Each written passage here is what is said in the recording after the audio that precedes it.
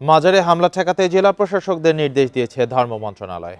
রোববার মন্ত্রণালয়ের জারি করা এক চিঠিতে নির্দেশ দেওয়া হয়, কোনো মাজারে হামলার আশঙ্কা থাকলে তাৎক্ষণিক ব্যবস্থা নেওয়া সহ বিষয়টি ধর্ম মন্ত্রণালয়কে জানানোর নির্দেশও দেওয়া হয়েছে।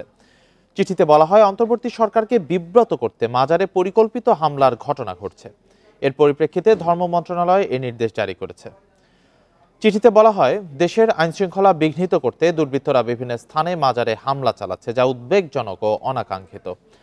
মাজার উলিয়া ও দরবেশদের সমাধিস্থল, এর অনুসারীরা দীর্ঘ ঐতিহ্যের সঙ্গে ভক্তি, শ্রদ্ধা ও জিয়ারত করে আসছেন।